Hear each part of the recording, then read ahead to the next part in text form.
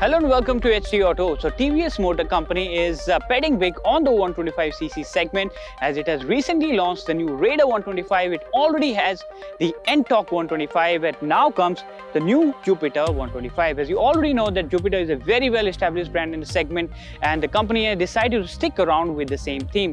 So today I am going to ride this scooter out to see what is special about this two-wheeler and what's not. So stick around for the next couple of minutes as I find out does it have what it takes to become the segment leader.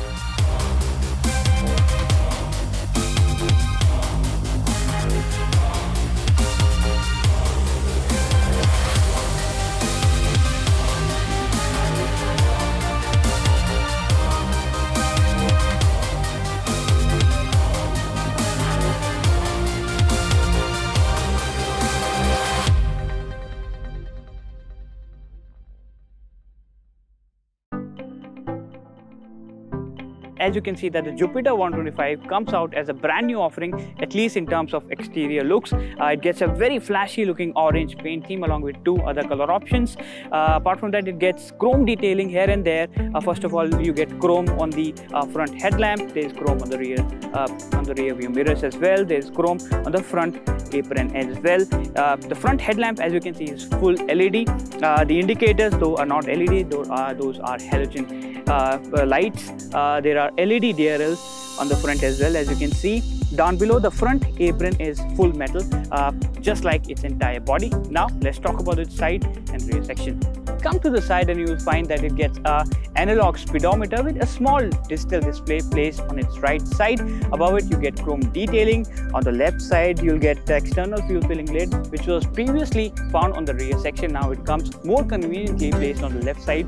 At the front or the right side you get switchgear, which is multi-function. There is a USB socket here as well, and down below you get a small pocket for your regular paraphernalia. Down below you get a very long board which the company claims is actually adequate enough to even place a gas cylinder in this space. Now there is a 3D emblem of Jupiter 125 placed over its side panels along with some chrome detailing. And now as you come to the rear section, you will find a high-raised grab handle which is placed like this, and it also comes with the reflector, which is definitely a nice touch. Down below you get halogen tail lamps with a sweeping effect, and apart from that you also get a 3D emblem of TVS placed right here. While the scooter really does make an impression with its fresh styling, but the fact that the quality isn't exactly consistent throughout its body left me wanting. While the switchgear feels decent, but the connecting panels and joints are visible on certain parts if you take a closer look. Also, the side body, though comes in metal, shakes and rattles a bit when the scooter is revved hard. Now some of the key feature highlights on the new Jupiter 125 include its LED headlamp and DRLs, its IntelliGo technology, external fuel filling lid which is placed on the left side, a multi-function key switch, a USB socket, and a long and wide seat which opens up to the claimed largest in segment boot space, which as per TVS can accommodate 2 helmets, and in addition to that it also gets a new light which is placed over here.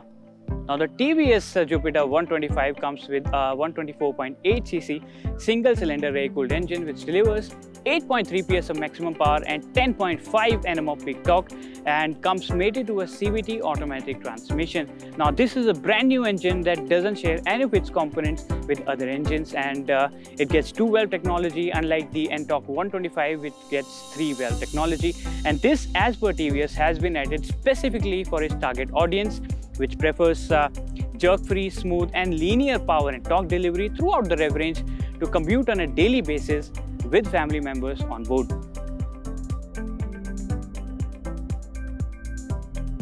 As soon as you step on the Jupiter 125, you instantly see how light, agile and comfortable it is, just like a good family-oriented scooter should feel. Tap on the electric starter and the engine turns out without any noise. The powertrain feels smooth and the delivery is linear till the top end, which is hit at around 85 km/h. The scooter feels quick enough when accelerating from standstill, and the throttle on-off transition is smooth at super slow speeds, which makes it a boon to ride in daily city bumper-to-bumper traffic. It is easy to put down the feet for riders of all heights thanks to its low set seat and easy ergonomics. The Jupiter 125 weighs just 109 kg, which makes it easy to ride and handle.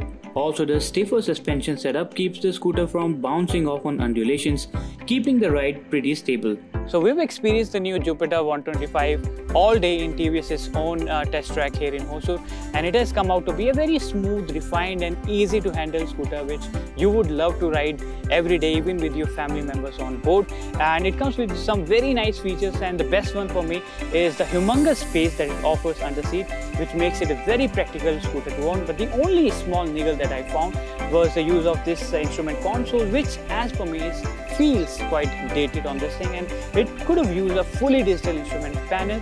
Apart from that, it feels like a very perfect scooter to own, which has the capability to shake up even the already established segment rivals in the 125cc segment.